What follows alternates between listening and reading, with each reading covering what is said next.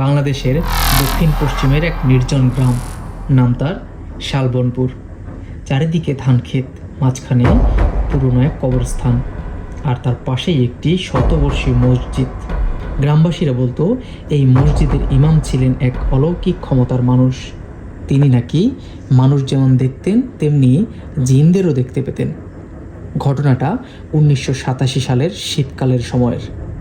গ্রামের নতুন ইমাম হিসেবে যোগ দেন মাওলানা রাশেদ। বয়স প্রায় 40-এর মতো। শান্ত স্বভাবের মানুষ, আল্লাভীরু ও পরহেজগার। তিনি প্রথম দিন থেকে লক্ষ্য করলেন এই মসজিদে কিছু একটা আলাদা ব্যাপার আছে। ফজরের নামাজে প্রায়ই তিনি শুনতেন পেছনের কাতারে কেউ যেন খুব মনোযোগ দিয়ে তেলাওয়াত করছে, অথচ পেছনে তাকালে কাউকেই দেখা যেত না। প্রথমে তিনি ভাবলেন হয়তো কানে ভুল শুনেছি, কিন্তু ঘটনা প্রতিদিনই ঘটতে লাগলো। এক রাতে তাহাজ্জুদের নামাজ পড়তে এসে তিনি স্পষ্ট শুনলেন, আসসালামু আলাইকুম হুজুর। তিনি চমকে উঠলেন। মসজিদ ফাঁকা, দরজা বন্ধ, বাতাস থমথমে। কণ্ঠস্বরটি আবার ভেসে এলো, ভয় পাবেন না, আমি ক্ষতি করতে আসিনি। মাওলানা রাশেদ বুক ধরফর করতে করতে বললেন, কে তুমি? উত্তর এলো, আমি একজন জিন, বহু বছর ধরে এই মসজিদে ইবাদত করছি। আমি ধার্মিক, মানুষের ক্ষতি করি না। মাওলানা সাহস সঞ্চয় করে বললেন, তুমি যদি সত্যিই ধার্মিক হও তবে সামনে এসো। ধীরে ধীরে মসজিদের কোণের অন্ধকারে একটি অবয়ব স্পষ্ট হতে লাগলো। পুরো মানুষ নয়, আবার পুরো অদৃশ্যও নয়। সাদা পোশাক পরা, লম্বা দেহ, চোখ দুটো জ্বলজ্বল করছে, কিন্তু দৃষ্টিতে কোনো হিংস্রতা নেই। জিনটি বলল, এই মসজিদ এক সময় জিনদের ইবাদতের স্থান ছিল। মানুষ আর জিন একসাথে এখানে নামাজ আদায় করত, কিন্তু এখন মানুষ ছাড়া আর কেউ আসে না। মাওলানা বিস্মিত হলেন, তুমি আমার কাছে কেন এসেছ? জিনটি কিছুক্ষণ নীরব থেকে বলল, কারণ গ্রামে অচিরেই বড় বিপদ আসছে, আমি সতর্ক করতে এসেছি।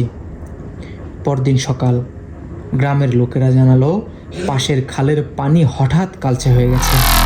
মাছ মরে ভেসে উঠছে, গরু ছাগল পানি খেয়ে অসুস্থ হয়ে পড়ছে। মাওলানা রাশেদ বুঝলেন ব্যাপারটি সাধারণ নয়। রাতে তিনি আবার মসজিদে গেলেন, ডাক দিলেন, তুমি কি জানো এর কারণ? জিনটি দীর্ঘশ্বাস ফেলে বললেন, এই গ্রামের উত্তর প্রান্তে যে পরিত্যক্ত বটগাছ আছে তার নিচে বহু বছর আগে এক তান্ত্রিক কালো জাদু করেছিল। সে এক দুষ্ট জিনকে বন্দি করেছিল। এখন সেই জিন মুক্ত হয়েছে। মাওলানা বললেন, তুমি কি তাকে থামাতে পারো না? জিনটি বলল, আমি ধার্মিক, আমি শয়তানি শক্তির সাথে যুদ্ধ করতে পারি, তবে মানুষের সাহায্য দরকার। এরপর শুরু হলো এক অদ্ভুত অধ্যায়। মাওলানা গ্রামের কয়েকজন বিশ্বাসযোগ্য মানুষকে নিয়ে কবরস্থানের পাশে কোরআন খতম শুরু করলেন। রাত গভীর হলে জিনটি উপস্থিত হতো। কেউ তাকে দেখতে পেত না, কিন্তু বাতাস ভারী হয়ে উঠত। এক রাতে হঠাৎ ঝড় উঠল, মসজিদের দরজা কাঁপতে লাগলো। দূরে বটগাছের দিক থেকে আগুনের মতো লাল আলো দেখা গেল। গ্রামবাসীরা আতঙ্কে কাঁপছিল। মাওলানা জোরে আয়াতুল কুরসি তিলাওয়াত করলেন। ঠিক তখনই জিনটির কণ্ঠ ভেসে এলো, পড়তে থাকুন, সে দুর্বল হচ্ছে। হঠাৎ বিকট চিৎকার শোনা গেল। মাটিতে যেন কম্পন, বাতাসে পোড়া গন্ধ। পরদিন সকালে বটগাছটি সম্পূর্ণ শুকিয়ে পড়েছিল, যেন আগুনে পুড়ে ছাই হয়েছে, অথচ আগুনের কোনো চিহ্ন নেই। গ্রামের অসুখ ধীরে ধীরে সেরে গেল। খালের পানি পরিষ্কার হতে শুরু করলো। সেই রাতে জিনটি শেষবারের মতো মাওলানার সামনে এলো, বলল, আমার কাজ শেষ, আমি এই স্থান ছেড়ে চলে যাব। মাওলানা বললেন, তুমি কোথায় যাবে? জিনটি বলল, যেখানে আল্লাহর ইবাদত আছে সেখানেই আমাদের বাস। মানুষের ভয় নয়, বরং তাদের ঈমানই আমাদের কাছে মূল্যবান। এরপর ধীরে ধীরে অবয়বটি মিলিয়ে গেল। কিন্তু গল্প এখানেই শেষ নয়। কয়েক বছর পর নতুন এক ইমাম এলেন। তিনি মাঝে মাঝে ফজরের নামাজে অনুভব করতেন পেছনের কাতারে কেউ যেন নীরবে তেলাওয়াত করছে। মসজিদের পুরনো দেয়ালে এখনও মাঝে মধ্যে হালকা আতরের গন্ধ ভেসে আসে।